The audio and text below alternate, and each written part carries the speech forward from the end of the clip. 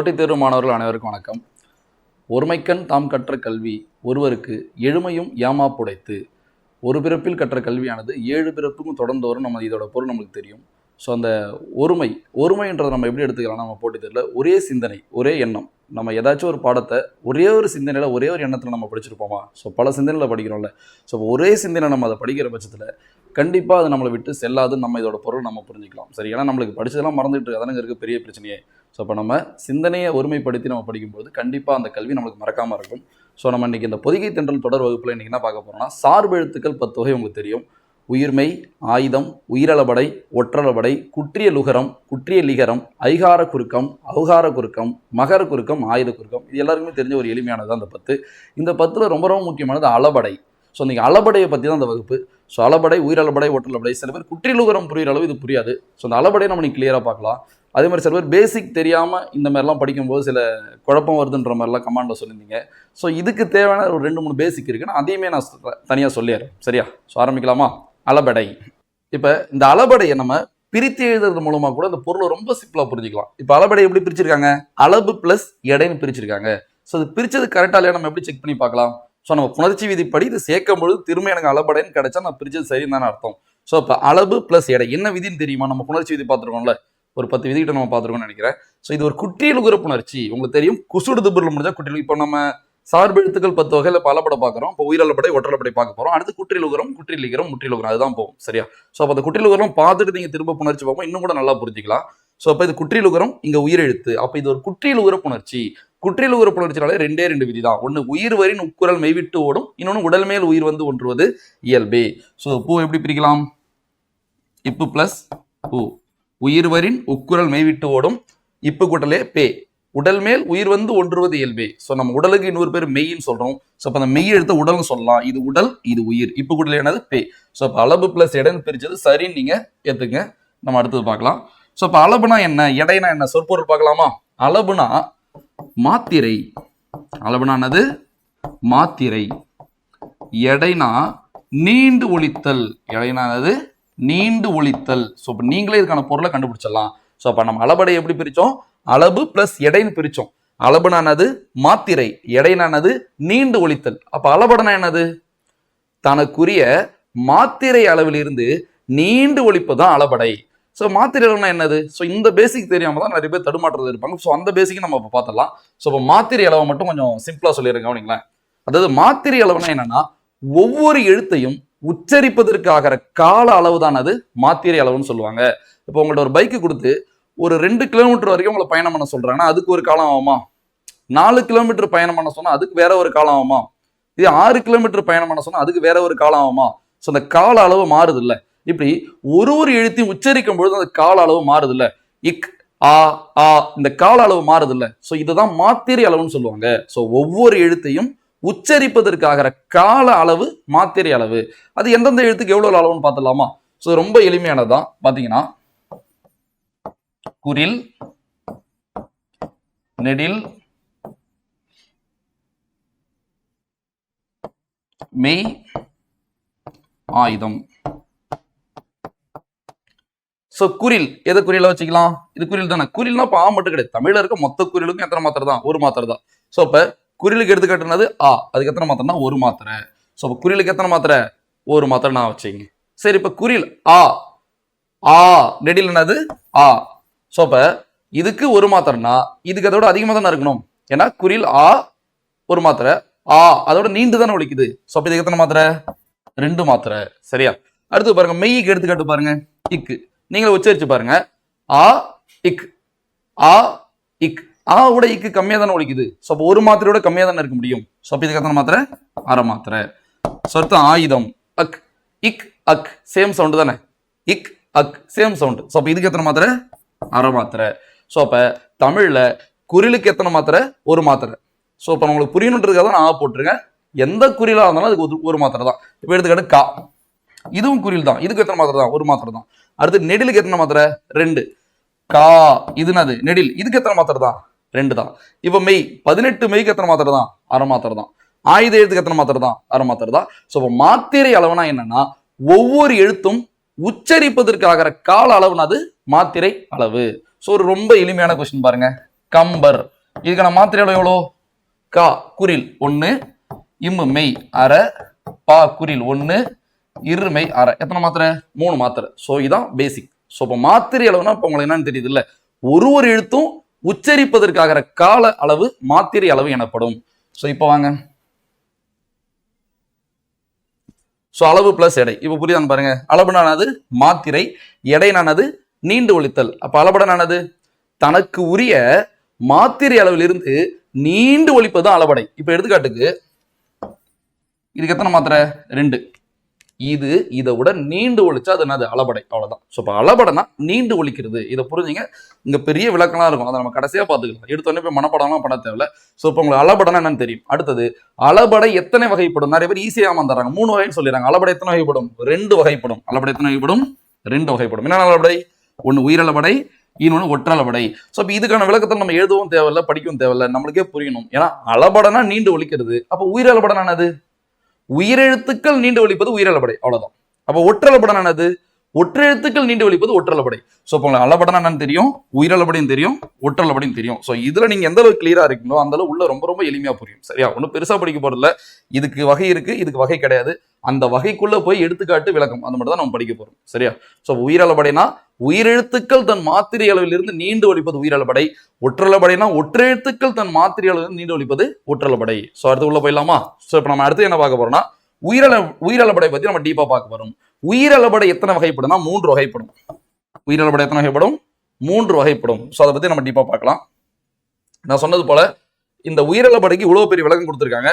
So இந்த விளக்கத்தை நம்ம உயிரளபடை முடிச்சுட்டு வந்து படிச்சா கிளியரா உங்களுக்கு புரியும். ஸோ இப்பயே படிச்சுட்டு தான் நம்மளுக்கு குழப்பம் நிறைய வரும். ஸோ அப்போ இதை நம்ம இந்த உயிரளபடை முடிச்சுட்டு வந்து திரும்ப நம்ம பார்க்கலாம், உங்களுக்கு தானாவே புரியும். ஸோ அதை நம்ம ஸ்கிப் பண்ணிடலாம். இப்போ வாங்க இங்க வந்துடலாம். நான் சொன்னது போல உயிரளபடை எத்தனை வகைப்படும்? 3 வகைப்படும். இது ரொம்ப ரொம்ப முக்கியமானது. ஸோ அளபடை எத்தனை வகைப்படும்? 2. உயிரளபடை, ஒற்றளபடை. உயிரளபடை எத்தனை வகைப்படும்? 3. செய்யுளிசை அளபடை, இன்னிசை அளபடை, சொல்லிசை அளபடை. ஸோ இப்போ என்ன பார்க்க போறோம் நம்ம மைண்ட்ல கிளியரா வச்சுங்க. இது 3த்துக்கான விளக்கத்தையும் இது 3க்கான எடுத்துக்காட்டையும் பார்த்தாலே மேக்ஸிமம் அளபடை 90% முடிஞ்சிருச்சு. அடுத்து அங்க இருக்கிறது ஒற்றளபடை. ஒற்றளபடை வகை கிடையாது, அது மட்டும் தான் படிக்க போறோம். ஸோ இப்போ 4 விஷயத்தை நம்ம படிக்க போறோம். என்னென்ன படிக்க போறோம்? செய்யுளிசை அளபடை, இன்னிசை அளபடை, சொல்லிசை அளபடை, ஒற்றளபடை. இது 4த்துக்கான விளக்கத்தை படிக்க போறோம், 4த்துக்கான எடுத்துக்காட்டை படிக்க போறோம். இதை இதுக்கப்புறம் படிக்க போறது. இது வரைக்கும் நம்ம என்ன படிச்சு வச்சிருக்கோம்? அளபடைனா என்ன, அளபடை எத்தனை வகைப்படும், இதுதான் படிச்சு வச்சிருக்கோம். ஸோ மொத்தமா அளபடை இவ்வளவுதான். ஸோ உள்ள போய் ஒன்று பார்க்கலாமா? ஃபர்ஸ்ட் செய்யுளிசை அளபடை. செய்யுளிசை அளபடை நான் இப்ப விளக்கம் சொல்றேன், இல்ல நீங்க 2 விஷயத்துக்கு கவனிங்க. நான் சொல்ற விளக்கத்துல நீங்க 2 விஷயத்துக்கு கவனிங்க. ஓசை குறையுதா இல்லையான்னு கவனிங்க. செய்யுளிசை அளபடைக்கான விளக்கத்தை சொல்ல போறேன், அதுல ஓசை குறையுதா இல்லையான்னு கவனிங்க. அடுத்து எது அளபெடுக்குது, அதாவது எது நீண்டு ஒழிக்குதுன்னு கவனிங்க.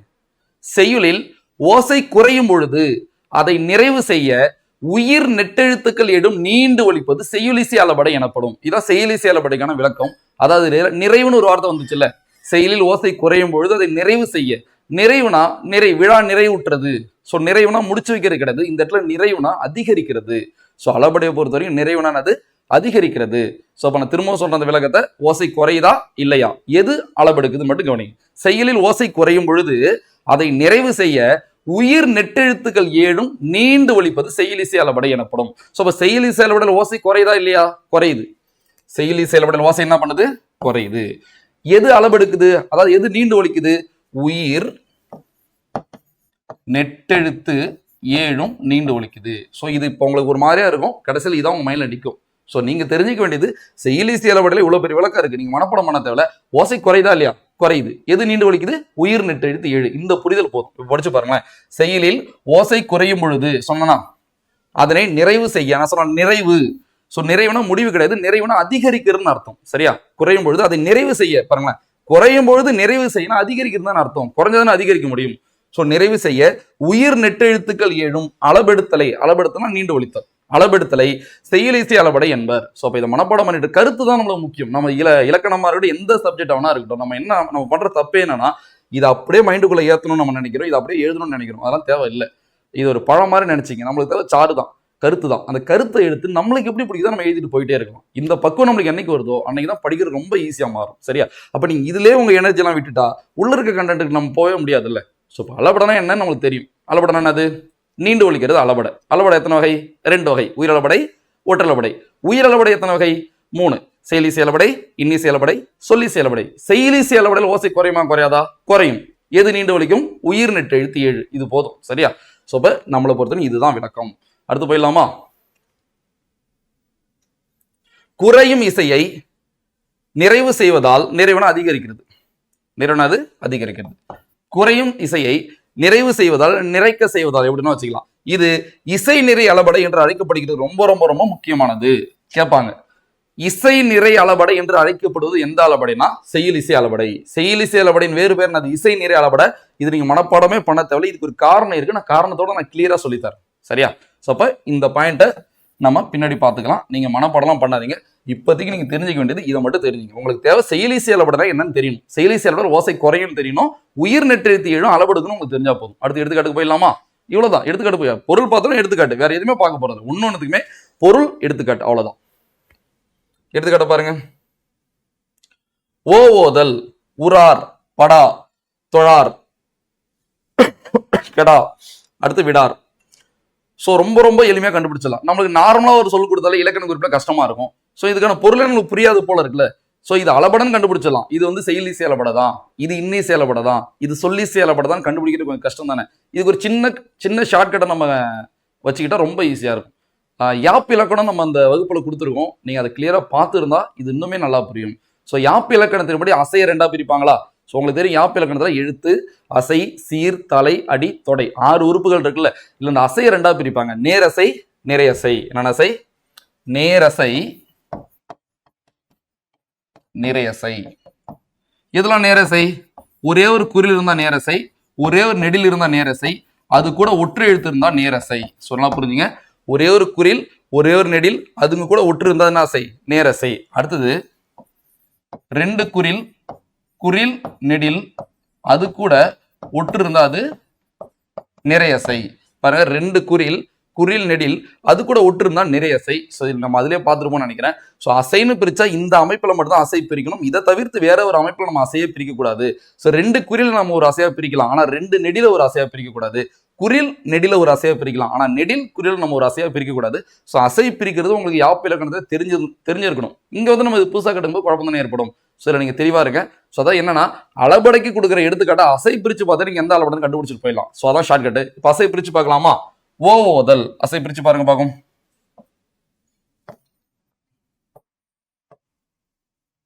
ஓ ஓதல், இதை நம்ம லாஸ்ட்ல பார்த்துக்கலாம். பாருங்க, இது குறியலா நெடிலா? ஓ நெடில். ஸோ நெடில் அசை பிரிக்கலாமா? பிரிக்கலாம். எங்க இருக்கு? நான். நம்மளுக்கு தேவை இது வந்து உயிர்மை எழுத்து, அது உயிர் எழுத்துலாம் இல்லை. அதுவும் நெடில், இதுவும் நெடில். நம்மளுக்கு அமைப்பு தான் முக்கியம். ஸோ இப்போ நெடில் அசையா பிரிக்கலாம். பிரிக்கலாம்னு நம்ம டக்குன்னு பிரிச்சிடக்கூடாது. ஓகே, ஆனால் அடுத்து செக் பண்ணணும். அடுத்ததும் ஓகே ஆச்சுன்னா அதுக்கு அடுத்ததும் செக் பண்ணணும். எப்போ மிஸ் ஆகுதோ அப்போ இந்தாண்ட ஒரு அசையை பிரிச்சுக்கணும். ஸோ இப்போ எனக்கு ஓகே ஆயிடுச்சுன்னா அடுத்து செக் பண்றேன். நெடில், இது குறில்.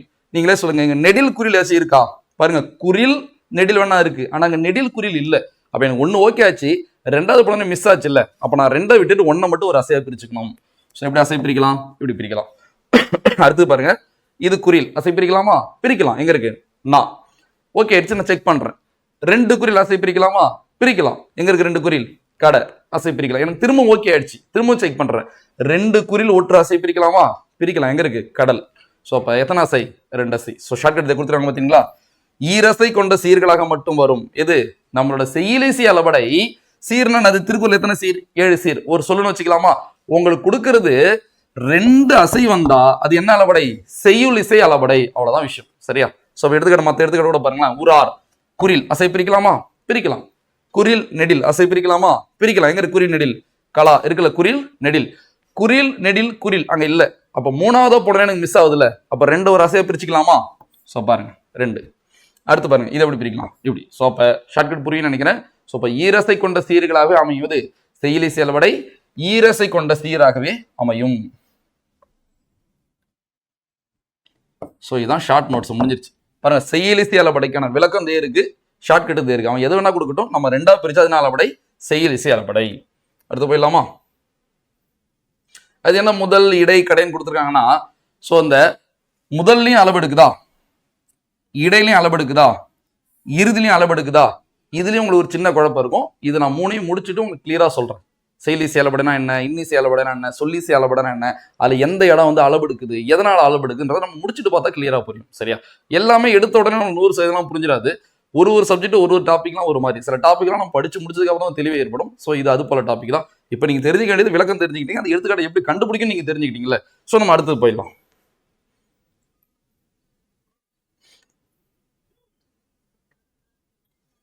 இதுக்கான விளக்கத்தை நான் கடைசியில் வந்து சொல்றேன்.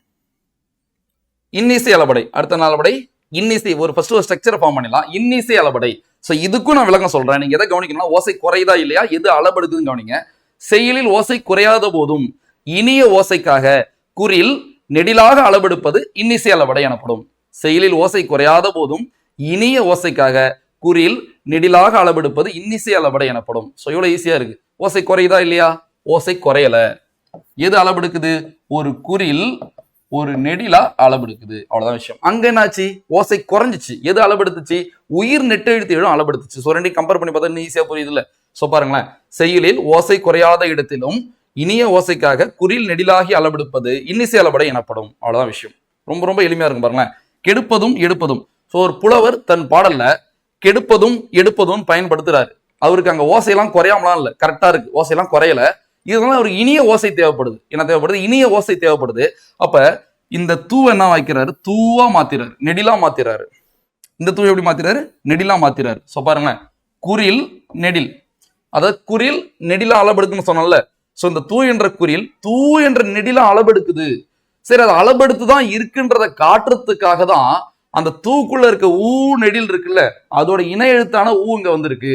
ஸோ இப்போ அளபடனால கிளியரா புரியுற இடமே இதுதான். ஸோ இதுக்கு உங்களுக்கு இணை எழுத்துன்ற ஒரு சின்ன கான்செப்ட் தெரிஞ்சு, இணை எழுத்துக்கள். ஸோ பார்க்கலாமா, இணை எழுத்துக்கள்.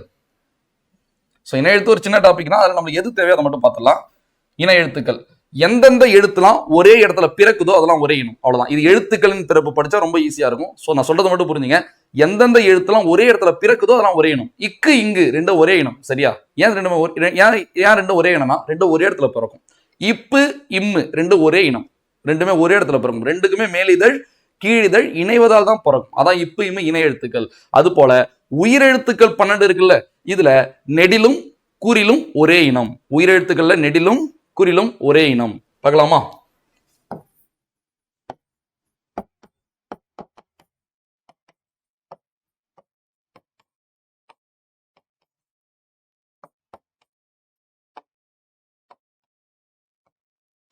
உங்களுக்கு தெரியும், உயிரெழுத்து 12, இதுல 5 குறில் இருக்கு, 7 நெடில் இருக்கு. அப்ப 5 செட்டு தானே கிடைக்கும், 2 நெடில் தனியா நிக்குது, தெரியுதா? சோ அப்ப உயிரெழுத்துக்கள்ல நெடிலும் குறிலும் ஒரே இனம் சொல்றாங்க. நீங்க உச்சரிச்சு பார்த்தாலே தெரியும், ஆ ஆ ரெண்டு ஒரே இடம் தானே, வேற வேற இடத்துல பிறக்குது. இ ஈ கொஞ்சம் நீண்டு ஒழிக்கிற மாதிரி இருக்கு, தவிர இது எல்லாமே செட்டா ஒரே இடத்துல பிறக்கறனால தான் ஒரே இனம். ஸோ அப்போ இதுக்கு கேட்பாங்க, ஸ்டேட்மெண்ட்ல கூட கொடுப்பாங்க, உயிரெழுத்துக்கள்ல நெடிலும் குறிலும் ஒரே இனம். ஸோ அப்ப ஐயோட இணை எழுத்து எது, நெடிலும் குறிலும் தானே. அப்ப இந்த நெடிலுக்கு ஒரு குறில் தானே இணை எழுத்த வர முடியும். உங்களுக்கு நிறைய பேர் தெரியுது, இருந்தாலும் நீங்க அதை மனப்பாடம் பண்ண தேவையில்ல. ஸோ தமிழ்ல இருக்கிற 5 உயிர் குறில் எது இதெல்லாம், ஆ இ உ ஏ ஓ, இது 5 தான் உயிர் குறில். இந்த 5ல ஒன்று தான் இணை எழுத்த வரப்போகுது. ஸோ நம்ம உச்சரிச்ச பத்தி கண்டுபிடிச்சிடலாம். அதாவது ஐ எங்க உச்சரிக்கப்படுதோ கிட்டத்தட்ட அது கூட உச்சரிக்கப்படுற ஒரு குறில் தான் ஐயோட இணை எழுத்தா இருக்க முடியும். ஐ ஆ, ஐ ஆ அமைப்பு மாறுது இல்ல. ஸோ அப்ப என்ன கிடையாது, ஆ கிடையாது. அடுத்து ஊ உச்சரிச்சு பாருங்களேன், ஐ ஊ, ஊக்கு இதழ் குவியுது, ஐக்கு இதழ் குவியாது, அப்ப எதுவும் கிடையாது, ஊவும் கிடையாது. அடுத்து ஓ உச்சரிச்சு பாருங்க, ஐ ஓ, ஓவுக்கும் இதழ் குவியுது, அப்ப எதுவும் கிடையாது, ஓவும் கிடையாது. அடுத்து ஏ உச்சரிச்சு பாருங்க, ஐ ஏ, ஐ ஏ ஒரு 80% கிட்டத்தட்ட ஒரே இடம் மாதிரி தான் இருக்கு. ஆனா ஐ இ, ஐ இ எப்படி ஆ ஆ, அது போல ஐ இ கிட்டத்தட்ட 90% கிட்ட ஒலிக்குது இல்ல. சோ அப்ப ஐயோட இணை எழுத்து எது, இ. அது போலதான் ஔ ஊ, அவோட இணை எழுத்து எது, ஊ. சோ உங்களுக்கு புரியும் நினைக்கிறேன். சோ அப்ப ஐயோட இணை எழுத்து எது, இ. அவோட இணை எழுத்து எது, ஊ. சோ அப்ப அளபடைனா நீண்டு ஒலிக்கிறது தானே. சோ அப்ப உயிரளபடையில 3 இருக்குல்ல, செயலிசை அளபடை, இன்னிசை அளபடை, சொல்லிசை அளபடை. நீ உங்களுக்கு இந்த கான்செப்டும் தெரியும் நினைக்கிறேன். ஒரு சொல் இருக்குன்னா அந்த சொல்லோட முதல்ல மட்டும் தானே உயிரெழுத்து வரணும். உயிரெழுத்துக்கள் 12 இருக்குல்ல, ஆனவனா இருக்குல்ல, 12 எங்க தான் வரும், ஒரு சொல்லோட முதல்ல மட்டும்தான் வரும், இடையிலையும் வராது, இறுதியிலையும் வராது. ஆனா அளபடையில உயிரெழுத்துக்கள் இடையிலையும் வரும், இறுதியிலையும் வரும். காரணம் என்னன்னா அளபடை. சோ அதான் நம்ம இப்ப பார்த்துட்டு இருக்கோம். சரியா? சோ அப்ப ஏன் இந்த உயிரெழுத்துக்கள் இடையிலையும் இறுதியிலையும் வருதுன்னா, அதோட இனமான எழுத்து வரும். அதை குறிக்கிறதுக்காக தான் இன்னொரு குறில் வெளிப்படையா வரும். ஸோ இப்போ நீங்க இங்க புரிஞ்சுக்கலாம் பாருங்க, நல்லா கவனிங்க. தூ தூ எப்படி பிரிக்கலாம்? இத்து பிளஸ் ஊ, நெடில். இப்பதானே பார்த்தோம் உயிர் எழுத்துக்களை நெடிலும் குறிலும் ஒரே என்னன்னு. அப்ப இந்த தூ குறில், இது தூ நெடிலா மாறிச்சு இல்ல, நீண்டுதானே ஒழிச்சிருக்கு, அளபடத்தானே இது. இது அளபெடுக்குதுன்றதை காட்டுறதுக்காக தான் அந்த உள்ள இருக்கிற ஊவோட இனமான குறில் வெளியில வந்திருக்கு. ஸோ அப்ப இதை வச்சா நீங்க இதை அளபடனே கண்டுபிடிக்க முடியும். சரியா? இங்கேயும் அதே கான்செப்ட் தான். ஸோ மேலையும் அதே கான்செப்ட் தான். மேலையும் பாருங்களேன். ஸோ ஃபர்ஸ்ட் ஓ இருக்குல்ல நெடில், அது அளபெடுக்குதுன்றதை காட்டுறதுக்காக தான் அதோட இனமான குறில் பக்கத்துல வந்திருக்கு. உரார், ராவை எப்படி பிரிக்கலாம்? இரு பிளஸ் ஆ. அந்த ஆ நீண்டு ஒழிக்கதை காட்டுறதுக்காக தான் எது வந்திருக்கு வெளியில, ஆவே வந்திருக்கு. அடுத்தது பாருங்க, படார், இட்டு குட்டல், அங்கேயும் அதேதான் ஆ. சோ அப்ப இந்த ஆலாம் ஏன் வெளில வந்திருக்கு, இந்த ஓதான் வந்திருக்கு உங்களுக்கு இப்ப தெரியுதா? ஏன்னா அதுக்கு முன்னாடி இருக்கிற அதோட நெடில் அது அளபெடுக்குது, அது நீண்டுதான் ஒழிக்குதுன்றதை நம்மளுக்கு காட்டுறதுக்காக தான் அதோட இனமான குறியல் எழுத்து நம்மளுக்கு வெளிப்படையா தெரியும். இதை வச்சுதான் நம்ம அதை அளபடனே கண்டுபிடிக்க முடியும். சரியா? சோ இப்ப அளபடல ஏன் உயிரெழுத்து இடையிலையும் இறுதியிலும் வருதுன்னு உங்களுக்கு புரியும் நினைக்கிறேன். ஓகேவா? அதனாலதான் இங்க கொடுத்துருக்காங்க முதல், இடை, கடை. சோ முதல்லையும் வரும் பாருங்க, இடையிலையும் வரும், இறுதியிலையும் வரும். ஸோ நாங்கள் சொன்னாலும் அப்புறமா சொல்றேன். ஸோ இந்த கான்செப்ட் தான் அது. ஓகேவா? ஸோ இது எல்லாத்தையுமே பாருங்க அப்படிதான். உழார், ழா, இழு பிளஸ் ஆ. ஸோ இது அளபெடுக்குதுன்றதை காட்டுறதுக்காக தான் எது வெளிப்படையா வந்திருக்கு, அந்த வெளிப்படையா வந்திருக்கு. ஸோ இன்னி செயலபடை அவ்வளவுதான், ரொம்ப ரொம்ப ஈஸி. ஸோ அப்ப செய்யல ஓசை குறையாத போது இனிய ஓசைக்காக ஒரு குறில் ஒரு நெடிலாக அளபெடுப்பது இன்னி செயலபடை. அந்த நெடில் அளபெடுத்து தான் இருக்கு நம்மளுக்கு எப்படி தெரியும்? அதோட இனமான குறில் எழுத்து வெளிப்படையா வந்துருச்சு. எங்க வந்துருச்சு? ஊ வந்துருச்சு. சரியா? ஸோ இது எப்படி கண்டுபிடிக்கிறதுன்னு கேட்டா இது ரொம்ப ரொம்ப ஈஸி. மூவசை கொண்ட சீராகவே மட்டும் வரும். அங்க செய்யலி செயலபடை ஈரசை கொண்ட சீரா வந்துச்சு. இங்க இன்னி செயலபடை மூவசை கொண்ட சீரா வரும். அசை பிரிச்சு பார்க்கலாமா? கே குறிலா நெடிலா? குறில். அசை பிரிக்கலாமா? ஒரு குறில் அசை பிரிக்கலாம், உங்களுக்கு தெரியும். ரெண்டு குறில் அசை பிரிக்கலாமா? பிரிக்கலாம். கடை ரெண்டு குறில் அசை பிரிக்கலாம். ஓகேனா செக் பண்ணணும்ல. ரெண்டு குறில் ஒற்று அசை பிரிக்கலாமா? பிரிக்கலாம். ஸோ அப்ப இது ஒரு அசை. அடுத்து குறில் அசை பிரிக்கலாமா? பிரிக்கலாம். குறில் நெடில் அசை பிரிக்கலாமா? பிரிக்கலாம். குறில் நெடில் குறில் பிரிக்க முடியாது. ஸோ அது மிஸ் ஆயிடும். ஸோ அப்போ மூணாவது போனே மிஸ் ஆகுது இல்ல, அப்ப ரெண்டு ஒரு அசையா பிரிச்சுக்கலாம். ஸோ அப்ப 1 2 3 இதுவும் அப்படிதான் வரும். ஸோ ஷார்ட்கட் புரியுதா? ஸோ அப்ப இன்னி செயலபடை மூவசை கொண்ட சீராக அமையும். இங்கே எழுதிடலாம். ஸோ இதான் விஷயம். ஸோ இன்னி செயலபடை பொறுத்த வரைக்கும் இதுதான் நீங்க நான் வச்சுக்கணும். ஓசை குறையாது, குறில் நெடிலா அளபெடுக்கும். எத்தனை அசை வரும் கேட்டா எத்தனை அசை வரும்? 3 அசை வரும். இதை வச்சு கண்டுபிடிச்சிடலாம். ஸோ அப்ப செய்யலி செயலபடை இன்னி செயலபடை ரெண்டு ரீகால் பண்ணிடலாம் பாருங்க. செய்யலி செயலபடையில ஓசை குறையும், இன்னி செயலபடையில ஓசை குறையாது. செய்யலி செயலபடையில உயிர் நெட்டெழுத்து 7 நீண்டு ஒலிக்கும், இன்னி செயலபடையில குறில் நெடிலா நீண்டு ஒலிக்கும். அதான் நீண்டு ஒலிக்கும் அளபெடுக்கும் எல்லாம் ஒண்ணுதான். அது 2 அசை, இது 3 அசை. இதை மட்டும் நீங்க தெரிஞ்சுக்கிட்டா போதும். அந்த உயிரெழுத்து ஏன் இடையில வெளிப்படையா வருது, ஏன் இறுதியில வெளிப்படையா வருதுன்னு நான் இப்பதான் சொன்னேன். ஏன் வெளிப்படையா வருதுன்னா அதுக்கு பக்கத்துல இருக்கிற ஒரு எழுத்து உயிர்மை எழுத்து, அதுக்குள்ள ஒரு உயிரெழுத்து இருக்குல்ல, அந்த உயிரெழுத்து அளபெடுக்குதுன்றதை காட்டுறதுக்காக தான் அதோட இனமான குறில் எழுத்து பின்னாடி வருது. அதை நம்ம இப்ப தனியா படிச்சோம்ல, உயிரெழுத்துக்களில் நெடிலும் குறிலும் ஒரே இனம். ஸோ இப்போ இல்லை நீங்க என்ன கத்துக்கலாம்னா சின்ன சின்ன டாபிக்லாம் நம்மளுக்கு பெரிய பெரிய இடத்துல உதவுன்றதை நீங்க கத்துக்கலாம். ஸோ அடிப்படையில் எந்த அளவு ஸ்ட்ராங்கா இருக்கிறோமோ அதை பொறுத்து தான் இலக்கணம் மட்டும் இல்லை எல்லா சப்ஜெக்ட்டுமே புரியும். சரியா? ஸோ உயிரெழுத்து ஏன் வெளிப்படையா வருதுன்னா அதுக்கு முன்னாடி இருக்கிற அதோட நெடில் அளபெடுக்குது, அதை காட்டுறதுக்காக தான் வெளிப்படையா அந்த குறில் வருது. இந்த திருக்குறள் நான் அடுத்து சொல்றேன் விளக்கம். ஒன்றும் பெரிய விளக்கம், அது பார்த்தா தெரியுது இல்ல. அதான் கெடுப்பதும் எடுப்பதும், கெடுப்பதும் கெட்டாருக்கு சார்வாய் மாற்று அங்கே எடுப்பதும் எல்லாம் மழை. ஸோ இப்போ இந்த திருக்குறள் தானே வந்திருக்குது. ஸோ அதுக்காக தான் இந்த மேற்கோளம் அந்த திருக்குறளை கொடுத்துருக்கும். அடுத்து சொல்லி செயலபடை பார்க்கலாமா? மற்ற அளபடையோட சிம்பிளா இருக்க மாதிரி இருக்கும். இது படிச்சுட்டு போயிடலாம். பட் இது நல்லா டீப்பா தெரிஞ்சுக்கணும்னா சில கான்செப்ட்லாம் தெரியணும். வினைமுற்று எச்சம்லாம் தெரியணும். ஸோ அந்த வினைமுற்று எச்சம்லாம் தனி வகுப்பா வரும். உங்களுக்கு தெரிஞ்சிருக்கும். நான் முடிஞ்சளவு எக்ஸ்பிளைன் பண்ணி இங்கே நான் விளக்கி சொல்றேன். பார்க்கலாமா? இதுக்கும் அதே கான்செப்ட் தான். நான் விளக்கம் சொல்றேன். ஓசை குறையுதா இல்லையா, எது அளபெடுக்குன்னு மட்டும் நீங்க சொன்னா போதும். சரியா? செயலில் ஓசை குறையாத போதும் பெயர் சொல் வினை எச்சமாக அளபெடுப்பது சொல்லி செயலபடை. ஒரு சொல் இன்னொரு சொல்ல மாறுது இல்ல, பெயர் சொல் வினை எச்ச சொல்ல மாறுது இல்ல, அதனால இது பேர் என்னது? சொல்லி செயலபடை. செயலில் ஓசை குறையாத போதும் பெயர் சொல் வினையச்சமாக அளபெடுப்பது சொல்லி செயலபடை எனப்படும். ஸோ செயலில் ஓசை குறையாத போதும் பெயர் சொல் வினையச்சமாக அளபெடுப்பது சொல்லி செயலபடை எனப்படும். சோ இந்த பெயர் சொல் வினையச்ச சொல் ஒரு சொல் இன்னொரு சொல்ல அளபெடுக்கிறதுனால இதுக்கு பேர் சொல்லிசை அளபடை. சோ இப்போ மூணுமே கம்பேர் பண்ணி இப்ப படிச்சு பாருங்க, ரொம்ப ரொம்ப எளிமையா இருக்கும். செயலிசை அளபடை, இன்னிசை அளபடை, சொல்லிசை அளபடை. பாருங்களேன், செயலிசை அளபடையில ஓசை குறையும், இன்னிசை அளபடையில ஓசை குறையாது, சொல்லிசை அளபடையில ஓசை குறையாது. செயலிசை அளபடையில உயிர் நெட்டெழுத்து ஏழும் அளவெடுக்கும், இன்னிசை அளபடையில குறில் நெடில அளவெடுக்கும், சொல்லிசை அளபடையில பெயர் சொல் வினையச்சமா அளவெடுக்கும். சோ அப்ப ஓசை குறையுதா இல்லையா, எது அளவெடுக்குது, இது மட்டும் நம்ம தெரிஞ்சுக்கிட்டாலே போதுமானதா இருக்கும். ஓகேவா? நம்மளுக்கு ஷார்ட்கட்டும் தெரியும். ஸோ இந்த 2 அசை இருந்தா செயலிசை அளபடை, 3 அசை இருந்தா இன்னிசை அளபடை. அடுத்தது சொல்லிசை அளபடை எப்படின்னு நம்ம ஷார்ட்கட் பார்க்கலாமா? பாருங்க, எடுத்துக்கிட்டு பாருங்க, உரணசை வரணசை தழி. ஷார்ட்கட் தான் எனக்கு தெரியுது இல்ல, இ. ஸோ அப்ப ஈல முடிஞ்சது என்ன அளபடை, சொல்லிசை. சரி, சொல்லிசை அளபடை. ஸோ இதுக்கு தான் நம்ம இப்போ டீப்பான விளக்கத்தை பார்க்க போறோம். பார்க்கலாமா? அது எப்படி பெயர் சொல் வினைச்சமா மாறும் பார்க்கலாமா? பாருங்க, வரணசை உரணசை அது ஒரு புணர்ச்சியால பிரிக்கலாம். நம்ம இப்ப டைரக்டா எது தேவையாதுக்குள்ள போயிடலாம். நசை, உங்களுக்கு நசைன்ற சவுண்ட் கேக்குது இல்ல, உரணசை வரணசை. நசை, நசைனானது விருப்பம், நசைனானது விருப்பம். அது ஒரு பெயர் சொல். இது ஒரு பெயர் சொல்னு புரிஞ்சுக்கிறதே நிறைய பேர் கஷ்டமா இருக்கும். விருப்பம் எப்படி, விருப்பம் விரும்புறது ஒரு வினை தானே, விருப்பம்ன்றது வினைச்சொல் தானே நினைப்பாங்க. இது ஒரு பெயர் சொல், இது ஒரு தொழிற்பெயர். இது எப்படி திரும்ப பிரிக்கலாம், விரும்பு பிளஸ் அம்னு பிரிக்கலாம், விரும்பு பிளஸ் அம்னு பிரிக்கலாம். தொழிற்பெயர் விகுதிகள்லாம் இருக்கு. தல், அல், அம், ஐ, கை, வை, மை, கு, பு, உ, தி, வி, சி. இதெல்லாம் தொழிற்பெயர் விகுதிகள். ஒரு இலக்கண குறிப்பை நம்ம ஒரு மாதிரி கண்டுபிடிக்கலாம். தொழிற்பெயர் எப்படி நம்ம கண்டுபிடிக்கலாம், இதுதான் ஒரு தொழிற்பெயருக்கான எடுத்துக்காட்டுன்னு வச்சுங்களேன். அதோட பின்னாடி இருக்கிறது தொழிற்பெயர் விகுதியா இருக்கும். என்னவா இருக்கும், தொழிற்பெயர் விகுதி. சோ அப்ப ஒரு தொழிற்பெயரை நீங்க எதை வச்சு கண்டுபிடிக்கணும், விகுதியை வச்சு கண்டுபிடிக்கணும். சரி, விகுதியில தொழிற்பெயர் விகுதி வந்துருச்சு, அப்ப பகுதியில என்ன வரும், ஒரு வினை பகுதி. ஒரு வினை பகுதி. என்னது பெயர் சொல்னு சொல்றீங்க, அப்புறம் வினை பகுதி வருதுன்னு கேட்டா, ஆமா அப்படிதான். சோ பாக்குறதுக்கு இது வினைச்சொல் போலதான் இருக்கும், ஆனா இது ஒரு பெயர் சொல், அது ஒரு தொழிற்பெயர். தொழில்னால என்னது, வினை தானே, தொழில்னாலே ஒரு வினை தானே. சோ அந்த வினைக்கே பெயரா வர்றதுதான் தொழிற்பெயர். ஒரு வினையின் அல்லது செயலின் பெயராக அமைவது தொழிற்பெயர். சோ நீங்க எல்லாத்தையும் தூக்கி போட்டு ஒரு தொழிற்பெயர் எப்படி கண்டுபிடிக்கணும்னு தெரிஞ்சுங்க.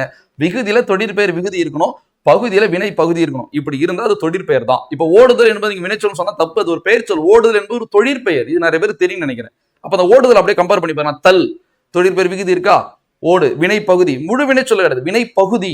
சோ இதுவும் அப்படிதான். விரும்பு, இப்ப விரும்பினான் வேறு சொல்லாது, விரும்பு வினை பகுதி. அப்ப வினை பகுதி இருக்கா, அம் என்ற தொழிற்பெயர் விகுதி இருக்கா. அப்ப விருப்பம் என்பது ஒரு பெயர் சொல், அது தொழிற்பெயர் தான், இருந்தாலும் பெயர் சொல் தானே. பெயர் சொல் 6 வகைப்படும். பொருள், இடம், காலம், சினை, பண்பு, தொழில். நீங்க எதை பெயர் சொல்னு சொன்னாலும் அது அந்த 6 வகைக்குள்ள அடக்கிதான் ஆகணும். இப்ப பள்ளி என்பது பெயர் சொல் தான், ஆனா ஒரு இடப்பெயர். கண் என்பது ஒரு பெயர் சொல் தான், அது சினை பெயர். சித்திரை என்பது ஒரு பெயர் சொல் தான், அது ஒரு காலப்பெயர். முருகன் என்பது ஒரு பெயர் சொல் தான், அது ஒரு பொருட்பெயர். இனியன் என்பது ஒரு பெயர் சொல் தான், அது பண்பு பெயர். அது போலதான் விருப்பம் என்பது ஒரு தொழிற்பெயர். சோ அப்ப விருப்பம் என்பது ஒரு பெயர் சொல். பெயர் சொல் தானே வினைச்சமா மாறப்போகுது. எப்படின்னு பார்க்கலாமா? சோ அந்த விரும்பு பிளஸ் எப்படி விருப்பம் மாறுச்சு, இது எவ்வளவு பெரிய குழப்பம். இதுக்குதான் புணர்ச்சி தேவை. நான் நடத்திருக்கேன்ல, மென் தொடர் குட்டியில ஒரு புணர்ச்சி. சிலம்பு சிலப்புன்னு மாறிச்சா, செம்பு செப்புன்னு மாறிச்சா. சோ நீங்க பார்க்கலாம், அந்த புணர்ச்சி வீடியோ 2 பார்த்தா உங்களுக்கு கிளியரா புரியும். சோ அப்ப இந்த மாதிரி சின்ன சின்ன மைனூட்டான இடம்லாம் தெரியாம இருக்கிறதுனாலதான் நம்மளால என்னைக்குமே ஆர்வமாவோ இல்ல பல மணி நேரமோ நம்மளால அது ஊடுருவி போகவே முடியல. ஸோ அப்போ எல்லாத்தையும் பேசிக்லேயே நம்ம கவர் பண்ணிட்டு வர எல்லாமே நமக்கு கிளியரா புரியும். ஸோ பாருங்களேன், விரும்பு குசுடுது பிறகு குட்டியில் இருக்கிறோமா, இங்க வல்லினமை இருந்தா வன்தொடர் குட்டியில் இருக்கிறன்னு சொன்னேன், இங்க மெல்லினமை இருந்தா மென்தொடர் குட்டியில் இருக்கிறன்னு சொன்னேன். நான் இதை வந்து மென்தொடர் குட்டியில் ஒரு புணர்ச்சி நடத்திருப்பேன். நிலைமொழி ஒரு மெல்லினமையா, அதாவது நிலைமொழி ஒரு மென்தொடர் குட்டியில் இருக்கிறமா இருந்தா அதுல இருக்கிற மெல்லினமையை தூக்கிட்டு அதற்கு இனமான வல்லினமையை போட்டுக்கலாம். ஸோ அப்ப இம்மோட இணை எழுத்து எது, இப்பு. இப்பதானே சொன்னேன் இப்பு இம்மை இணை எழுத்துன்னு, சரியா? அப்ப இம்ம தூக்கிட்டாங்க என்ன போட்டுக்கலாம், இப்பு போட்டுக்கலாம். ஸோ விருப்பு பிளஸ் அம். ஸோ அந்த பூ எப்படி பிரிக்கலாம், இப்பு கூட்டல் ஊ. உயிர் வரை உக்குரல் மேய்விட்டோட இப்பு கூட்டலா பா. ஸோ விருப்பம் என்பது பெயர் சொல்ல நீங்க ஏத்துக்கிட்டீங்க, அப்படித்தானே? நசைனா விருப்பம். ஸோ எப்படி பெயர் சொல்ல வினைச்சமா மாறுதுன்னு பார்க்கலாமா? இந்த நசை அவர் எப்படி மாத்திராருன்னா நசைன்னு மாத்திராரு. நசைனா விருப்பம்னா இப்ப நசைனா பொருள் மாறும் தானே, விரும்பி மாறிடுச்சு. இதை நீங்க புரிஞ்சுக்கணும்னா பாருங்களேன், எழுதினான் இது ஒரு வினை முற்று. ஒரு வினை சொல் தன் பொருளில் முற்று பெற்றால் அது வினை முற்று. அப்படி எச்சம் ஆப்போசிட். ஒரு சொல் தன் பொருளில் முற்று பெறாமல் எஞ்சினால் எச்சம், அது பெயரை கொண்டு முடிந்தால் பெயரெச்சம், வினையை கொண்டு முடிந்தால் வினையச்சம் சொல்லுவாங்க. வினையச்ச விகுதி வேற இருக்கு, சரியா? சோ அப்ப இது எப்படி நான் எச்சமா மாத்த முடியுது பாருங்களேன். எழுதிய எழுதி எழுதிய பையன். பாருங்களேன், எழுதினான் என்பது வினைமுற்று, எழுதிய எழுதி என்பது எச்சம், எழுதிய என்பது பெயர் எச்சம். எப்படி சொல்றேன்னா, எழுதிய இதுக்கு அப்புறம் ஒரு பெயர் சொல்லதான் போட முடியும். எழுதிய வந்தான், தப்பாதானே இருக்கு.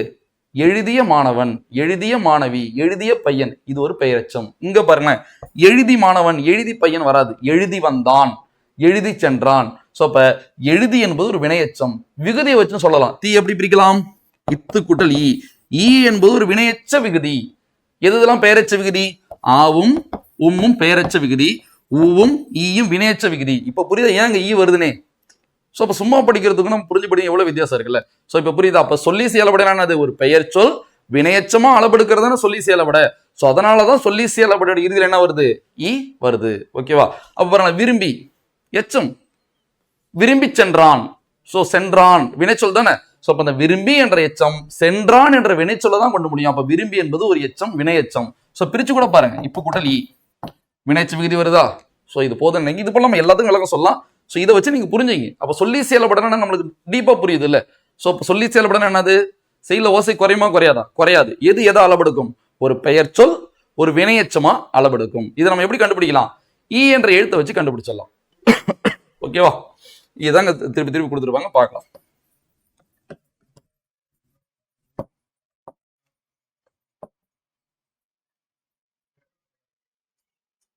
தழி தழுவுதல், அதே தான் விளக்கம். பாருங்களேன், தழினா தழுவுதல், இதுவும் தொழிற்பெயர், இதுவும் ஒரு பெயர் சொல். தல் இப்பதான் சொல்லி கொடுத்தேன். தல் தழுவு வினை தானே, இது வினை பகுதி.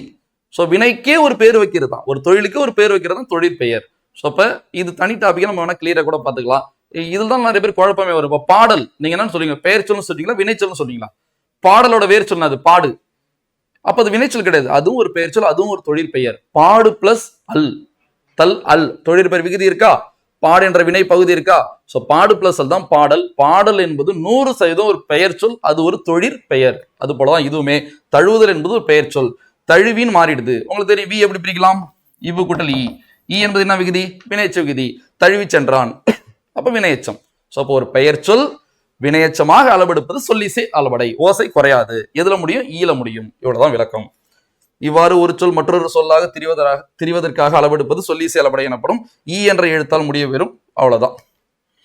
ஸோ இப்போ மூணுத்தையும் பார்த்தாச்சு. இதுல ஒரு கிளியர் ஆயிட்டு இன்னும் சில டவுட் அங்கங்க இருக்குல்ல, அதை நம்ம அடுத்தது பார்க்கலாம். ஸோ இதுல ஃபர்ஸ்ட் கிளியர் ஆயிடலாமா? அதாவது நம்ம என்ன பார்க்க போறோம்னா, இப்ப ஸோ அளபடனா என்னது? தனக்குரிய மாத்திரையிலிருந்து நீண்டு ஒழிக்கிறது அளபடை. அளபடை எத்தனை வகைப்படும்? 2.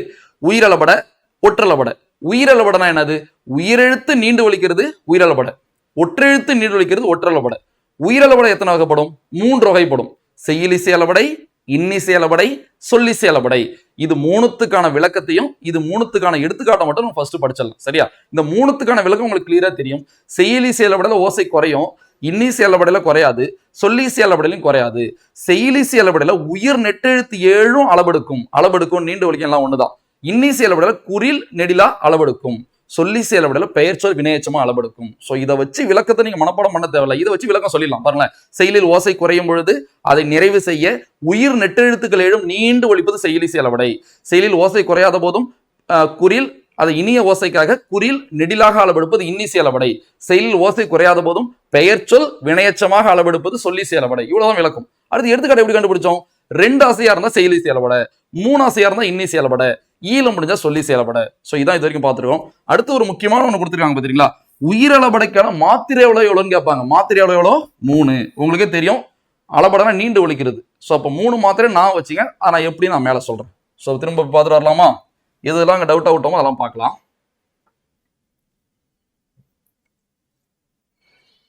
பாருங்க, ஃபர்ஸ்ட் உயிரளபடைக்கான விளக்கமே நம்ம அப்புறம் வந்து புரிஞ்சுக்கலாம்னு சொன்னேன். கவனிங்களேன், செயலில் ஓசை குறையும் பொழுது அதை நிறைவு செய்ய மொழிக்கு முதலிலும் இடையிலும் இறுதியிலும் நிற்கின்ற உயிர் நெட்டெழுத்துக்கள் 7 தமது மாத்திரை அளவில் நீண்டு ஒழிக்கும். அதை குறிக்க, அது நீண்டு ஒழிக்குது இல்ல, அதை குறிக்க நெட்டெழுத்துக்களின் இனமான குற்றெழுத்துக்கள் அவற்றின் பின்னால் வரும். இதுவே உயிரளபடை எனப்படும். அப்படியே வாங்க,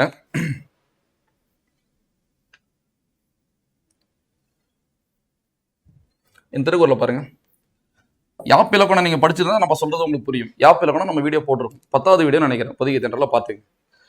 கற்றதனால் ஆய பயனின்கொள் வாளறிவன் நல்தால் தொழார் எனின். இப்ப இந்த தொழார்ன்னு இருக்குல்ல, இங்க என்ன வரக்கூடாது? வரக்கூடாது. ஒரு சொல்லோட முதல்ல மட்டும் தான் வரணும், இடையில வரக்கூடாது. இப்ப நான் எழுதுறேன், எப்படி எழுதலாம் பாருங்க. தொழார். இது நீங்க எத்தனை அசையா பிரிப்பீங்க? அசை பிரிக்க தெரியல.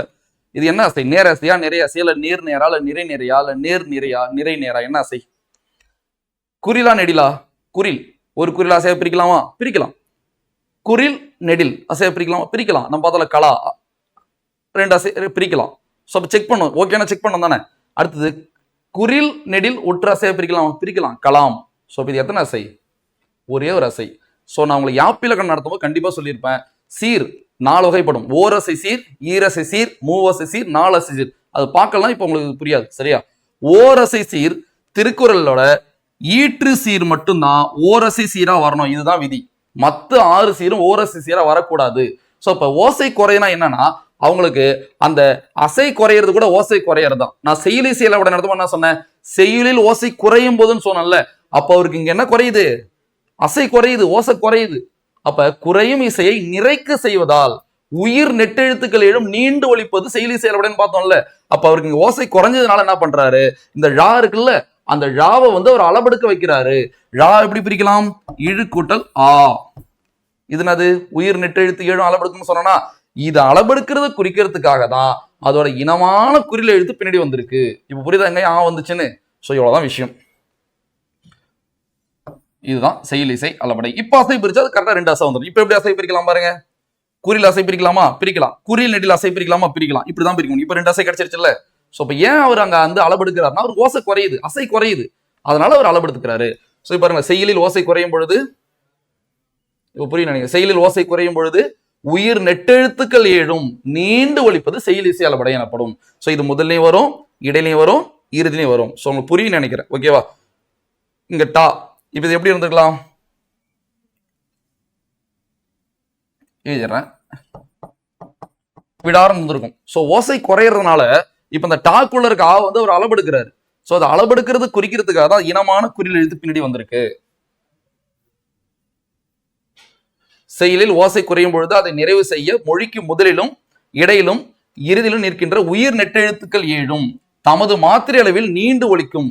அதனை குறிக்க, அது நீண்டு ஒழிக்குது, அதை குறிக்கிறதுக்காக இனமான குற்றெழுத்து அவற்றின் பின்னால் வரும். சோ இதான் புரிஞ்சுங்க. சோ அப்ப உயிரளபடை எப்படி 3 மாத்திரை ஏத்துக்கலாமா? ஃபர்ஸ்ட் நம்ம இப்பதான் கடைசியா பார்த்தோம். உயிரளபடை எத்தனை மாத்திரை? 3 மாத்திரை. இப்படின்னு பாருங்க, ரொம்ப ஈஸியா புரிஞ்சுக்கலாம், மனப்பாடமே பண்ண தேவையில்ல.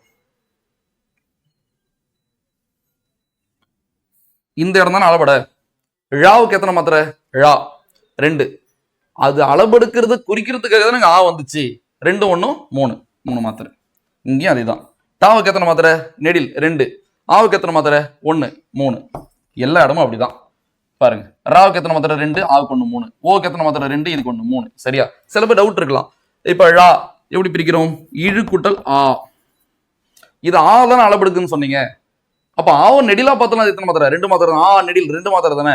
சோ இதுக்கு 1 மாத்திரை தான். அப்ப 3 மாத்திரை தானே. இன்னும் சில பேர் டவுட் வரும். சோ இப்ப இந்த இழுக்கு 1/2 மாத்திரை, இதுக்கு 2 மாத்திரை, அப்ப ழா 2.5 மாத்திரை தானே. இப்ப நம்ம ஒரு கிளாஸ்ல சர்க்கரை கலந்து குடிக்கிறோம். ஒரு ஸ்பூன் சர்க்கரை போட்டு குடிக்கிறோம், இனிக்குமா? ஒரு கிளாஸ்ல தண்ணியில 1 ஸ்பூன் உப்பு போட்டு குடிக்கிறோம், உப்பு கரிக்குமா? ரெண்டையும் மிக்ஸ் பண்ணி குடிச்சா வேற ஒரு ஃபிளேவர் தானே கிடைக்கும். அப்ப மெய்யெழுத்தும் ஒரு உயிரெழுத்தும் சேரும்போது, இப்ப எடுத்துக்காட்டுக்கு ழா ழா இழு பிளஸ் ஆ இழு பிளஸ் ஆ. சோ அப்ப இது 1 மாத்திரை, 2 மாத்திரை. புரியுதா? சோ இப்ப இழு கூட்டல் எத்தனை மாத்திரை? ழா. சோ இப்ப ஆ குறியில் 1 மாத்திரை, இழு 1/2 மாத்திரை. சோ இப்ப 2 சேரும்போது இந்த ழா 1.5 மாத்திரை வர, திரும்ப 1 மாத்திரை தான் வரும். சோ இப்ப இந்த இழு 1/2 மாத்திரை, ஆ 2 மாத்திரை. சோ இது 2 சேரும்போது 2.5 மாத்திரை வரும், திரும்ப 2 மாத்திரை தான் வரும். சோ இந்த கான்செப்ட் இது எல்லாரும் புரியும். சில பேருக்கு இது குழப்பமா இருக்கலாம்ல. சோ அதுக்காக தான் சொன்னேன். சோ அப்ப உயிர் அளபடைக்கான மாத்திரை எவ்வளோ? 3 மாத்திரை. அடுத்து இன்னொரு முக்கியமான விஷயம் நம்ம பார்க்கணும். இதுதான் இசை நிறை அளபடை. எதுக்காக செய்யுள் இசை அளபடை இசை நிறை அளபடைன்னு சொல்றாங்க? இதுல ஆன்சர் இருக்கு. நிறைனாது அதிகரிக்கிறது, இசையை நிறைக்க ஒரு அளபடை. இப்ப குடத்தை நிறைக்கணும்னு வாங்கல, குடம் காலியா இருந்தா தான் நிறைக்க முடியும். நீங்களே சொல்லுங்க. இப்ப 3 பார்த்திருக்கும். செய்யுள் இசை அளபடை, இன்னிசை அளபடை, சொல்லிசை அளபடை. 3ல எங்க ஓசை குறைஞ்சிச்சு? செய்யுள் இசை அளபடையில மட்டும்தானே ஓசை குறைஞ்சது. குறைஞ்சாதானே நிறைக்க முடியும், அதிகரிக்க முடியும். அதுதான் குறையும் இசையை நிறைவு செய்வதால் இது இசை நிறை அளபடை என அழைக்கப்படுகிறது. நிறைய பேர் இசை நிறை அளபடைனா இன்னிசை அளபடைன்னு போட்டுருவாங்க, புரிதலே இல்லாம. ஏன்னா இசை இன்னிசைன்னு இருக்குல்ல. ஸோ இப்போ செய்யுளிசை அளபடை தான் இசை நிறை அளபடை. ஸோ இதுதான் உயிரளபடைக்கான மொத்த விளக்கம். ஸோ அப்போ உயிரளபடையோட வகை பார்த்தோம், அதுக்கான விளக்கத்தை பார்த்தோம், அதுக்கான எடுத்துக்காட்டை பார்த்தோம், ஏன் அதோட வேறு பெயரும் நம்ம பார்த்தோம். ஸோ எப்படி வந்து அந்த எழுத்துக்கள் அளபெடுக்குது நம்ம அதையும் பார்த்தோம். சொல்லி செயல்படல எப்படி பெயர்ச்சொல் வினைச்சமா மாறுதுன்னு நம்ம பார்த்துருக்கோம். ஸோ இப்போ எல்லாத்திலையும் நம்ம மாத்திரை அளவு கரெக்டாக இருக்குன்னு பார்த்துலாமா? இங்க பாருங்க, கெடுப்பதும் தூ 2 ஊ 1 எத்தனை மாத்திரை? 3 மாத்திரை. அடுத்து இங்க வாங்க, சை இச்சு கூட்டல் ஐ. இப்ப புரியுது, ஐயோட இணை எழுத்துனது ஈ. பார்த்தோம், ஐயோட இணை எழுத்துனது ஈ. ஸோ சை 2 மாத்திரை, ஈ 1 மாத்திரை, 3 மாத்திரையா? இங்கேயும் அதுதான் 3 மாத்திரையா? 3 மாத்திரையா? ஸோ அப்போ உயிரளபடைக்கான மாத்திரை அளவு 3 மாத்திரை தெரிஞ்சுங்க. அடுத்து ஒற்றளபடை போயிடலாமா? ஸோ உயிரளபடை முடிச்சாச்சு, அடுத்து ஒற்றளபடை. ஸோ எல்லாரும் சொல்லிட்டேன்னு நினைக்கிறேன், எதுவும் உடல். அடுத்து ஒற்றளபடை. ஃபர்ஸ்ட் ஒற்றை எழுத்துக்கள்லாம் நான் தெரிஞ்சுக்கணும். இது ரொம்ப சிம்பிளானது தான் ஒற்றளபடை. இவ்வளோதான், இதோட முடிஞ்சிச்சுன்னு வச்சுங்களேன், அவ்வளோதான். இந்த பேஜில் தெரியுறது மட்டும்தான் ஒற்றளபடை. தமிழில் மொத்தம் 19 ஒற்றை எழுத்து இருக்கு. அது எப்படி ஒற்றை எழுத்துன்னு கேட்டா 18 மெய் எழுத்து நம்மளுக்கு தெரியுது இல்ல, பிளஸ் ஒரு ஆயுத எழுத்து இருக்குல்ல, அவ்வளவுதான். தனியா சொன்னா மெய் எழுத்து, தனியா சொன்னா ஆயுத எழுத்து, ரெண்டையும் ஒரே கட்டமைப்புக்குள்ள கொண்டு வந்தா ஒற்றை எழுத்து. ஸோ அப்ப தமிழ்ல எத்தனை ஒற்றை எழுத்து இருக்குன்னு கேட்கலாம். எத்தனை ஒற்றை எழுத்து இருக்கு? 19 ஒற்றை எழுத்து இருக்கு. ஸோ இதுல நம்மளுக்கு என்ன தேவையோ அதை மட்டும் ஃபர்ஸ்ட் பார்த்துடலாமா? செய்யுளில் ஓசை குறையும் பொழுது, செய்யுளில் ஓசை குறையும் பொழுது 11 ஒற்றை எழுத்துக்களும் ஒரு குறிலை எடுத்தோ அல்லது 2 குறிலை எடுத்தோ அளவெடுப்பது ஒற்றளபடை எனப்படும். சரியா? பாருங்களேன், செய்யுளில் ஓசை குறையும் பொழுது 11 ஒற்றை எழுத்துக்களும் ஒரு குறிலை எடுத்தோ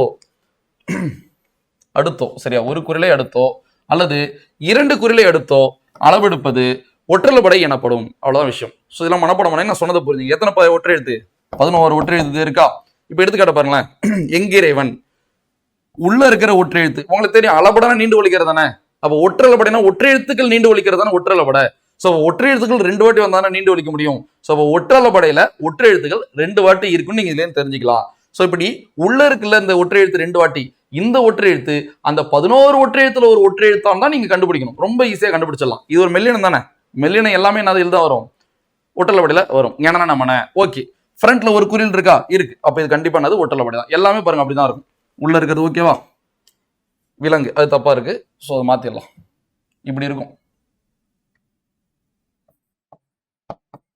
இப்படி இருந்திருக்கணும். சரியா? மத்த எல்லாமே கரெக்டா தான் இருக்கு. அப்புறம் உள்ள இருக்கிறது கரெக்டா இருக்கு. ஆயுத எழுத்து வரலாம்ல, வரலாம். இஞ்சி வரலாமா? வரலாம். அவ்வளவுதான். சரி, உள்ள இருக்கிறதெல்லாம் கரெக்டா இருக்கு. இங்கு இதுவும் வரலாம். ஃப்ரண்ட்ல குறில் இருக்கான்னு செக் பண்ணிடலாமா? குறில் இருக்கு. 2 குறில் கூட வரலாம். 2 குறில் கூட வரலாம். இங்க ஒரு குறில். குறில் தானே இது? குறில் குறில் குறில். அவ்வளவுதான். ஸோ இப்போ எவ்வளவு ஈஸியா இருக்கு ஒற்றளபடை. திரும்ப சொல்றேன், ஒற்றளபடையில நீங்க கவனிக்க வேண்டியது 11 ஒற்றை எழுத்து. ஃப்ரண்ட்ல குறில் இருக்கா, நிடில் இருக்கா? என்னதான் இருக்கணும்? குறில் தான் இருக்கும். எத்தனை குறில் இருக்கலாம்? ஒரு குறில் இருக்கலாம், இல்ல 2 குறில் இருக்கலாம். ஸோ முடிஞ்சிருச்சு. தான் அளபடை. ஒற்றளபடைக்கான மாத்திரை அளவு எத்தனை? 1. உயிரளபடைக்கான மாத்திரை அளவு எத்தனை? 3. ஒற்றளபடைக்கான மாத்திரை அளவு எத்தனை? 1. ஸோ இது ரொம்ப ஈஸி. பாருங்களேன், இங்கு கர மாத்திரை, இந்த இங்கு கர மாத்திரை, அரை அரை எத்தனை? 1. இந்த இஞ்சி கர மாத்திரை, இந்த இஞ்சி கர மாத்திரை, அரை அரை எத்தனை? 1. ஸோ இவ்வளவுதாங்க அளபடை. மொத்தமாக ரீகால் பண்ணிடலாமா ஒரு வாட்டி?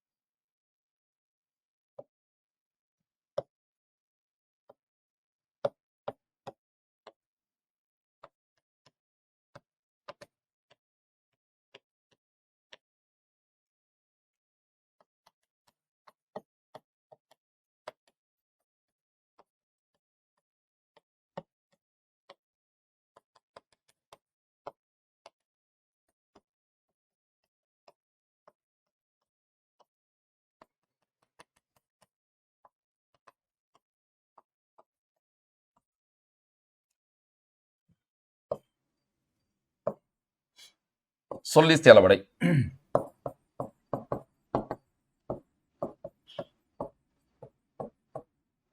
பாருங்க, இதான் நம்ம பார்த்தது. மொத்தமா ரீகால் அளபடை.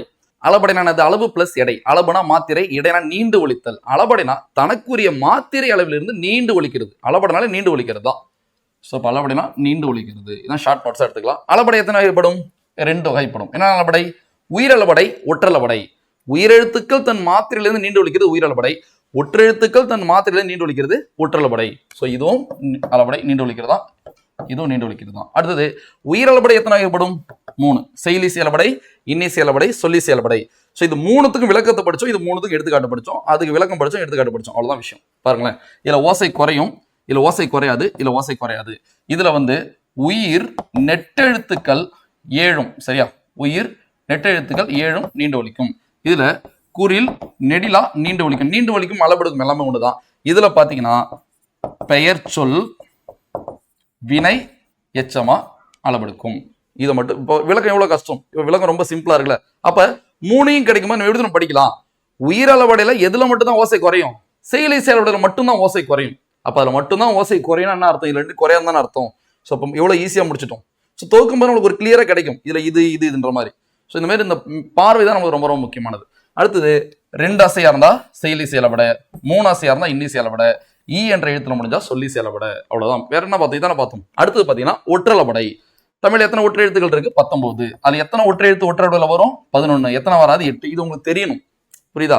அடுத்தது ஒரு ஒற்றளபடையில ஃபர்ஸ்ட்ல என்ன வரலாம்? குறில். இல்ல முதல் 2 எது வரலாம்? குறில். ஸோ இவ்வளவுதான் ஒற்றளபடை, இதுதான் உயிரளபடை. இதை தவிர்த்து வேற டீப்பான கான்செப்ட்ஸ் எல்லாம் பார்த்தோம்ல. ஸோ ஒரு அளபடை எப்படி இருக்குன்னா, கண்டிப்பா உயிரளபடை அந்த 3 வகையை பொறுத்த வரைக்கும் ஒரு உயிரெழுத்து இடையிலையோ இறுதிலையோ இருக்கணும். ஆனா தமிழ் இலக்கணம் என்ன சொல்லுதுன்னா, ஒரு சொல்லோட முதல்ல மட்டும் தான் உயிரெழுத்து வரும்னு சொல்லுது. அது கரெக்ட் தான். ஆனா அளபடையில மட்டும் ஒரு உயிரெழுத்து எங்க வரும்?